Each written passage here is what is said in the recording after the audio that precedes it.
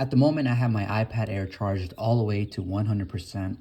And I also have it to the brightness turned all the way up with the settings for the display to stay on the entire time. The reason I'm doing this is because when I'm at an event and I have this particular iPad Air 5th generation connected to my mirrorless camera, taking wonderful high quality photos, I want to know exactly how much screen life this iPad is going to give me.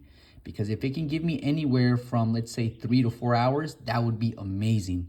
But if for whatever reason, this screen won't stay on and the battery is going to drain to, let's say, 5%, barely within the 2-hour mark, then I need to come up with a solution, because this iPad right here only has one port. Okay, so you can either use this port for the data cable or for the Type-C lightning cable. Now, I did order a splitter, but I realized even with a splitter cable, because the iPad is connected to the mirrorless camera and then the splitter would be connected to the lightning port, it's not allowing the iPad to transmit data and receive the charge at the same time. So right now, as far as, by the way, guys, this is prop money right here from my other booths, but it was just, it looks so damn realistic. ADD kicked in.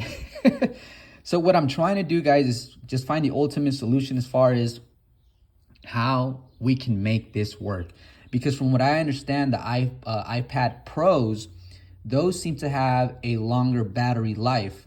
However, they have a larger screen with a bigger processor. So I don't know the ratio of how that would correlate and still give you a higher battery life. Oh, by the way, guys, this is when I said the splitter, this is the splitter that I bought.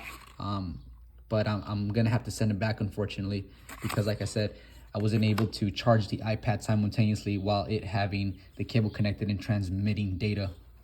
So that's where I'm at right now. I wanted to share with stuff, kind of the stuff that I've been experimenting with, guys, because there's a lot of content coming, and I just wanted to let you guys know I'm alive and I am still experimenting.